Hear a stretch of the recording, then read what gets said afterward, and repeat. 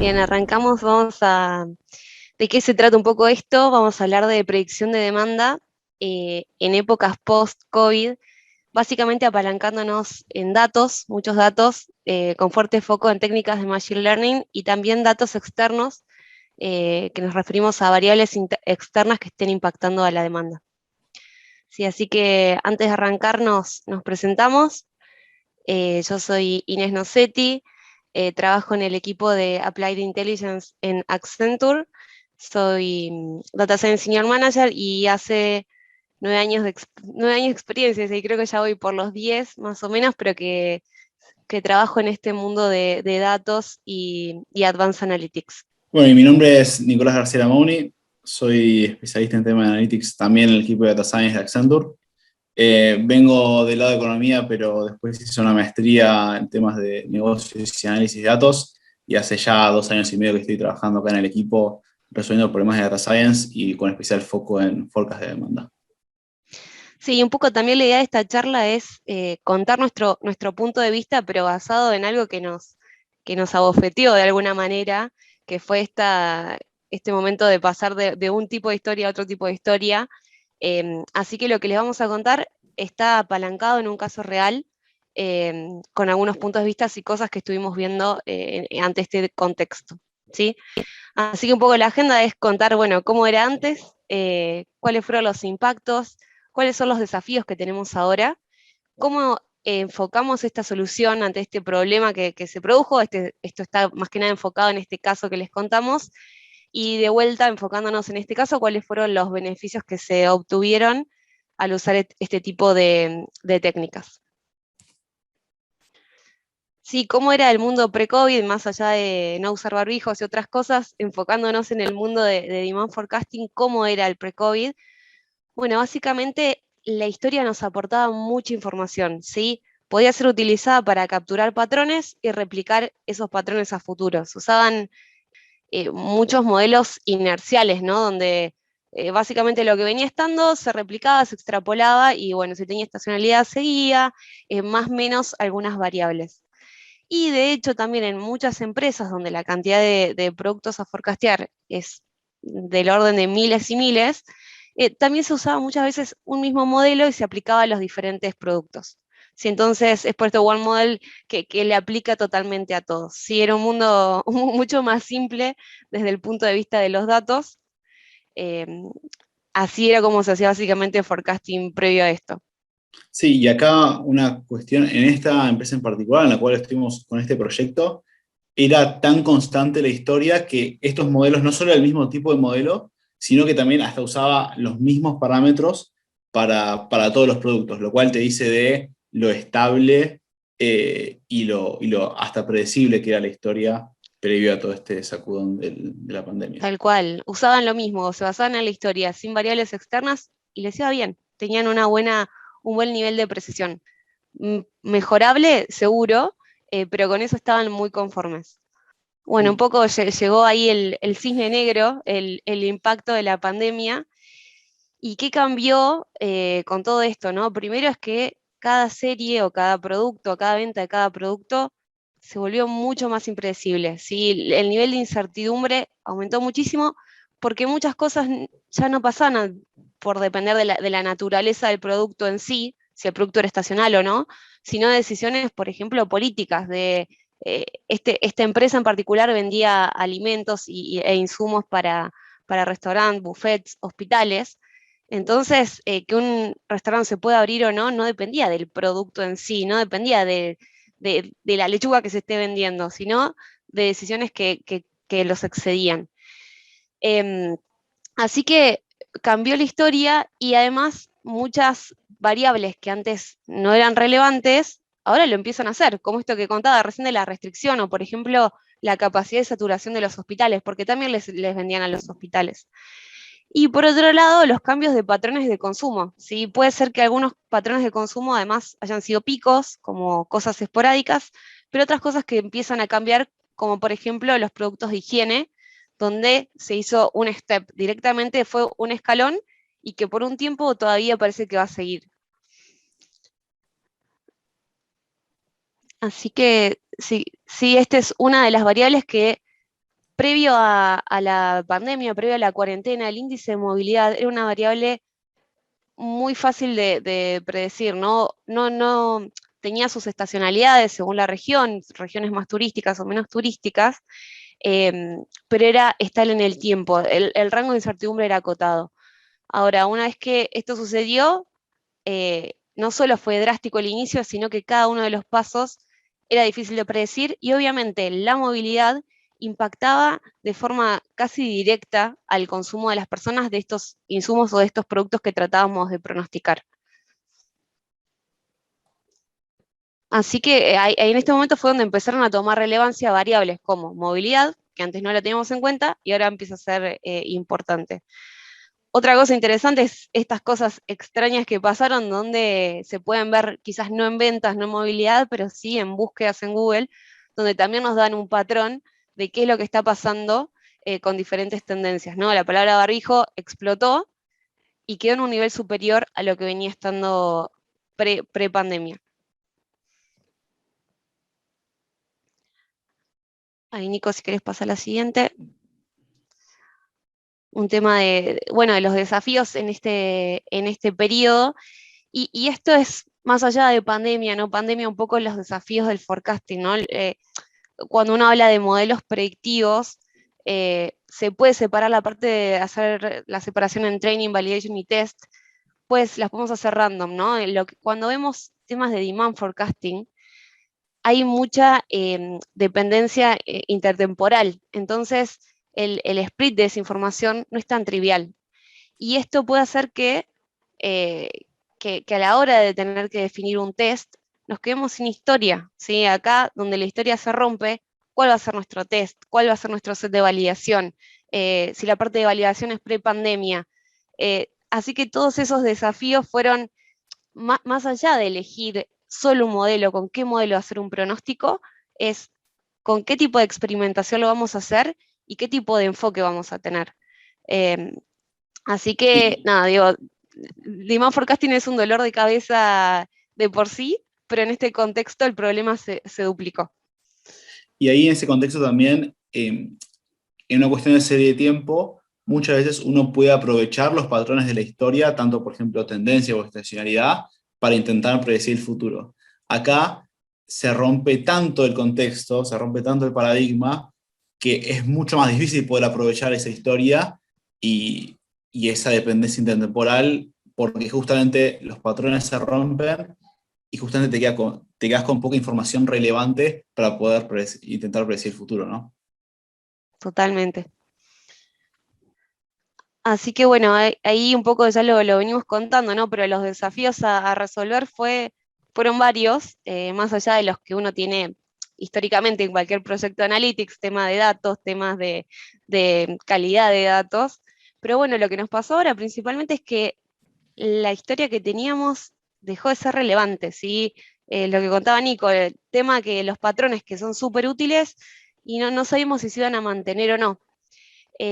Mucho ruido, la variabilidad aumentó un montón, pero más allá de eso, nuevas variables empezaron a ser actores principales, variables que antes nunca se miraban, como movilidad, como capacidad de restaurantes, como casos de COVID. O sea, si esto además de verlo por producto, lo veíamos por producto y por cliente y por estado. En estados donde había mucho más libertades en cuanto a circulación, la variabilidad era menor. En los otros donde se abría y cerraba, había picos, valles. Era mucho más complejo tener una predicción de estas series. Y por último es que no servía más un modelo que aplique para todos los productos. ¿Por qué? Porque además no todos los productos reaccionaban de la misma manera. Ya vimos, productos de higiene no reaccionaron de la misma manera que productos quizás alimenticios que están más presentes en restaurantes, que básicamente la mayoría cerraron las persianas. Así que estos tres puntos fueron como los puntos de dolor más grandes que nos enfrentamos. Y bueno, ahora les vamos a contar un poco el enfoque que tuvimos para poder resolverlos. Sí, y esto en cuestiones, acá teníamos básicamente 15.000 productos a forecastear, o sea, eran bastantes. No podíamos utilizar básicamente un forecast que estuviese hecho manualmente, porque era imposible ver 15.000 productos o 15.000 pronósticos de forma simultánea y de forma manual.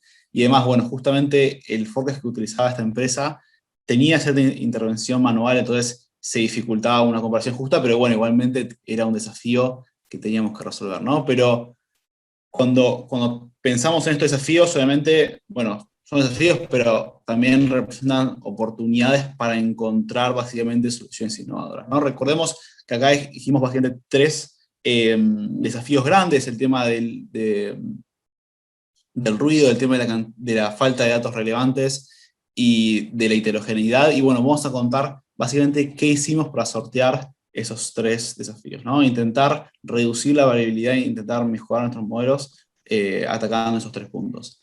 Primero vayamos al tema de aumentar la cantidad de datos. Uno de los enfoques que tomamos para intentar mejorar esto fue, ok, bueno, nosotros tenemos básicamente 15.000 productos. Ahora, para aumentar la cantidad de datos, intentemos armar modelos de productos que son similares, ¿no? Y bueno, básicamente, ¿cómo intentamos encontrar esos productos que son similares? Bueno, si uno piensa en un enfoque normal, uno si tiene dos series de tiempo, uno puede básicamente, para cada punto de las dos series de tiempo, tomar la distancia y básicamente decir, bueno, che, los dos productos que son similares son dos productos que tienen básicamente una distancia chica. Ahora, ¿qué pasa? En ese contexto, si hay dos series que son iguales, hay una serie A y una serie B, y la serie A es igual a la B, pero pasa un mes antes, no encontraríamos eso. Entonces, ¿qué enfoque utilizamos? Utilizamos un enfoque de serie de tiempo llamado Dynamic Time Warping, que básicamente lo que permite es encontrar series que tienen un patrón similar, ¿no? Acá si vemos, por ejemplo, estas dos series, la A y la B, son iguales pero con un tiempo de distancia, ¿no? La B es como que está pasando un mes después, ¿no? Entonces, básicamente esta métrica de Dynamic Time Warping nos permite encontrar series que tienen un patrón similar y bueno, a partir de eso justamente encontrar qué series son similares. Bueno, ¿qué hacíamos con estas series similares, no? Una vez que teníamos estas distancias, ¿qué hacíamos? Bueno, fue intentar aumentar el tamaño de los datos con los cuales entrenamos nuestro modelo, ¿no? En un setup clásico tenemos básicamente 15.000 series y por cada serie hacemos un modelo. Básicamente entrenamos el modelo con una sola serie, pero bueno, con este tema de la falta de datos relevantes, con el cimbronazo del coronavirus, tenemos poca información relevante y mala performance. A través de esta métrica de distancia, esta matriz de distancia que calculamos con esta métrica de Dynamic Time Warping, básicamente encontramos 30 SKUs que fuesen parecidos, ¿no? Entonces, a partir de esos 30 SKUs, hacíamos un training set que en vez de tener datos para un solo SKU, teníamos datos para 30. Entonces, nuestro training set era 30 veces más grande. A partir de eso, básicamente lo que hacíamos es tener más datos, tener un poco de más variabilidad y tener más información y entrenar nuestros modelos con más datos, los cuales hacía aumentar nuestra performance. Entonces, con esto intentamos mejorar un poco el tema de la falta de datos relevantes. Ahora, recordemos que tenemos dos temas más, el tema del ruido y la heterogeneidad, ¿no? Y bueno, el ruido lo tratamos de dos formas distintas. Primero, pensemos, como veíamos viendo las distintas visualizaciones, que el principio de la pandemia fue un caso muy especial, ¿no? Si buscamos justamente la palabra toilet paper, vemos las búsquedas en Google, esa palabra, no sé si recuerdan fotos en Estados Unidos de gente con carritos de supermercado llenos de papel higiénico, vaciando todas las góndolas de este producto. Ahora, y vinculamos esto con las búsquedas en Google, esto es un outlier, ¿no? Es un punto en el tiempo que no se va a volver a repetir, y que justamente dado que no se va a volver a repetir, nosotros no podemos usarlo para nuestros modelos, ¿no? Porque es un comportamiento que no se va a repetir en el futuro. Entonces, si nosotros pensamos en hacer un pronóstico, sea para marzo 2022, o si hubiésemos hecho un pronóstico para marzo 2021, para las ventas de papel higiénico en Estados Unidos, no podemos incluir este punto, porque si no vamos a hacer vamos a hacer una sobreestimación enorme. Entonces, justamente, bueno, necesitamos intentar limpiar, ¿no? estos puntos bastante raros para intentar mejorar nuestra performance. Ahora, esto no es solo lo único, ¿no? O sea, recordemos que estamos en un contexto muy extraño en el cual no sabemos bien qué va a pasar en el futuro. Ahora, hay ciertas variables que nos dicen más o menos cómo viene la situación y que quizás podemos utilizar para nuestros modelos. Ahora, cuando incluimos una variable en un modelo, básicamente le estamos dando una señal a este modelo, ¿no? Entonces, nosotros lo que quisimos dar es, ok, démosle a nuestros modelos señales del contexto. Porque acá lo importante, como decía Ini, no es cómo fue la historia, ¿no? Sino cómo viene la situación un poco de la pandemia, del nivel de apertura, y cómo pensamos que eso puede llegar a pasar en el futuro. Entonces, cuando pensamos en darle señales al modelo que nos muestren cómo es la situación y cómo pensamos que se va a evolucionar esa situación, bueno, las variables externas cobran una importante relevancia porque justamente nos permiten mostrar con mayor confianza o con más exactitud qué es lo que está pasando. Y además, no solo nos permiten eso, sino que también son bien interpretables, ¿no? Porque cuando uno piensa en movilidad, cuando uno piensa en aforo de restaurantes, cuando uno piensa en casos de coronavirus, es bien entendible por todos los públicos cómo influencia eso en la libertad, ¿no? Es que justamente, bueno, ¿cuáles son las variables que incluimos? Bueno, justamente el tema de la situación sanitaria, cómo son los casos de muertes por coronavirus. Si uno piensa que hay más casos, debería haber una peor actividad, porque justamente hay menor nivel, hay mayor cuidado y justamente la gente, por ejemplo, sale menos a comer. El tema de datos de movilidad, porque bueno, recordemos, es una empresa de alimentos y parte de sus clientes son restaurantes, entonces, bueno, obviamente más movilidad es que hay más nivel de apertura económica y por lo tanto debería haber más clientes, ¿no? Y además, bueno, obviamente en un contexto en el cual había aperturas y cierres de la economía, entender cuáles son esos aforos y restricciones nos va a permitir también decir, bueno, cuál puede ser la demanda de alimentos o de este tipo de productos. Ahora, estas variables son muy buenas, nos permiten dar buenas señales. Ahora, lo que pasa mucho, y un desafío que tuvimos para incluir estas variables, es que la relación entre, por ejemplo, movilidad y ventas es muy clara a un nivel superior, ¿no? Cuando uno piensa en ventas totales o ventas de una categoría, por ejemplo, acá que era una empresa de alimentos, por ejemplo, ventas de, por decir, no sé, Y carne, productos frescos, claro, sí, tal cual. de productos frescos, es muy clara la relación, ¿no? Pero cuando vamos a un nivel de producto, como las ventas por productos son muy variables o son muy esparsas, esa relación no es tan clara. Entonces, ¿cómo intentamos relacionar estas dos cosas, ¿no? ¿Cómo intentamos hacer que el forecast utilizando variables externas funcionara? Y ahí básicamente tomamos un enfoque que se llama el enfoque middle-out, que vamos a ver un poco, que es, bueno, cómo podemos intentar hacer un forecast que incluya la variabilidad a nivel producto, que tenga en cuenta ese nivel de variabilidad, de que son series esparsas, con la relación que viene por las variables externas. Entonces, ok, comenzamos básicamente con un forecast a nivel SKU, básicamente tenemos dos SKUs, el 1, 2, 3 y el 4, 5, 6, que para la semana 1, y que ambos provienen de la categoría 1, el 1, 2, 3 tiene un forecast de 40 y el 4, 5, 6 tiene un forecast de 30, ¿no? Entonces, si pensamos el forecast total para la semana 1 y la categoría 1, básicamente tiene un forecast total de 70, ¿no? Pero este forecast, recordemos, está hecho a nivel SKU y con un modelo de serie de tiempo que no incluye variables externas. Ay, Sí. Nico, perdón, que a la hora de definir esos modelos de series de tiempo, digo, también hay un desafío ahí. En general, por este tipo de contexto, apuntamos a modelos que sean más reactivos en el tiempo, así puedan ir capturando. Pero más allá de eso, si a nivel total el volumen, que en realidad es lo que termina pasando a nivel total, sube o baja, muchas veces el mix no termina siendo tan inestable. Puede ser que para determinados productos sí, pero para otros no afectaba tanto el mix. Total. Y bueno, justamente también ese tema del nivel total, bueno, ¿cómo podemos justamente influenciar ese nivel total por las variables externas? Entonces, en vez de hacer que el forecast a nivel SKU tuviese variables externas, hicimos otro forecast a nivel categoría, por ejemplo, estos alimentos frescos, que sea totalmente causal relacionado con información de movilidad, de estacionalidad y, bueno, a nivel de aforo, ¿no? Entonces, por ejemplo, para esta categoría, la categoría 1, para la semana 1, el forecast total es 90, ¿no? Entonces, básicamente hacemos un forecast a nivel categoría, no a nivel producto. Entonces, ¿cómo relacionamos después al final este forecast a nivel SKU con este forecast a nivel categoría? Bueno, básicamente lo que hacemos es reescalar los forecasts a nivel SKU para que el total sea igual al total generado en el forecast a nivel categoría. Entonces, básicamente, vemos que el forecast para el SKU 1, 2, 3, perdón, en vez de ser 40, el nuevo forecast, el reescalado, es igual a 51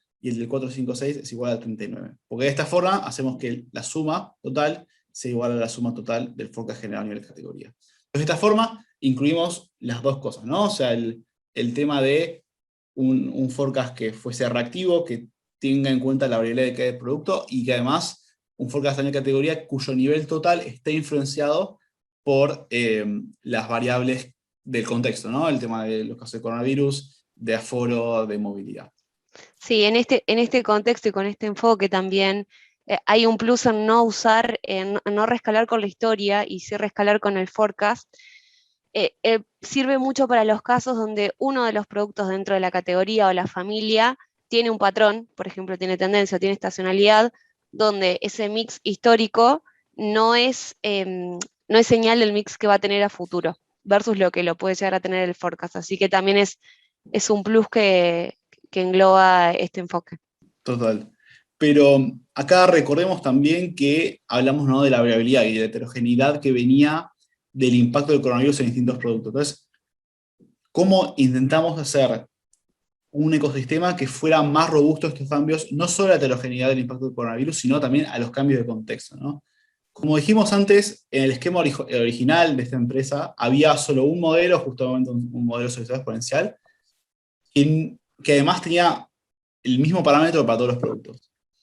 Lo que planteamos nosotros es, ok, tengamos en cuenta que este contexto va a ser muy cambiante, que va a haber idas y vueltas entre cierres y aperturas, y justamente además hay una heterogeneidad existente entre todos los sistemas, entre todos los productos. Entonces, ok, ¿cómo podemos hacer algo robusto a eso? Entonces, en vez de tener un solo modelo que sea para todos, ok, creemos un ecosistema de modelos compitiendo que estén constantemente retuneados, reoptimizados y recalculados. Entonces, en vez de tener un solo modelo, nosotros generamos 5 modelos. Uno, un modelo de solución exponencial simple, bastante similar al que existía en esta empresa antes.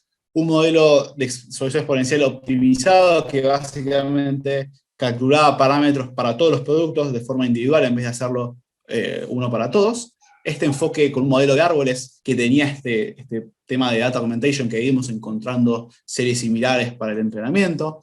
Este enfoque middle out que comentamos recién de, bueno, intentar hacer un forecast a nivel SKU, después uno a nivel categoría, después justamente la escala entre los dos. Y también ensambles, ¿no? Porque a veces un forecast a veces no es tan bueno solo, sino que, bueno, intentar hacer ensamble de modelos, ¿no? Y de esta forma intentar hacer un ecosistema que sea robusto a los distintos cambios de contexto para que sea lo más estable y que perdure lo más en el tiempo, ¿no? Que no se vuelva viejo rápido. Pero bueno, acá vimos básicamente qué fue lo que hicimos para intentar sortear estos problemas, estos desafíos. Y bueno, esto se transmitió en beneficios, ¿no? Y los beneficios, si quieres, tienes dos caras, la parte más estadística y la parte más económica. Veamos básicamente a nivel beneficios. Nosotros hicimos forecast para 5 locaciones distintas, básicamente 5 centros de distribución distintos para esta empresa. Generamos beneficio en todos en cuanto a precisión. Cuando vemos la mejora ponderada, básicamente hicimos una mejora de casi 1,5 puntos en términos porcentuales absolutos, que es una mejora de 6 puntos en términos relativos, y lo cual mejoraba la performance del pronóstico y además ayudaba a temas de negocio. Entonces, recordemos, esto es un caso de negocio y entonces básicamente queremos ver también cómo se relaciona esta mejora de performance con la eficiencia de costos de inventario, ¿no? Entonces, ahí les voy a contar un poco cómo se relacionaba esto con los costos de inventario. Dale, gracias Nico. Y creo que acá lo interesante es que una vez es difícil como hacer ese match entre un punto de mejora y la plata, ¿no? Que en realidad en el fondo es para lo que nos terminaron llamando. Y digo, bueno, 6 puntos de mejora, 11 puntos de mejora, ¿a qué equivalen? En este caso equivalían a 29 millones de dólares.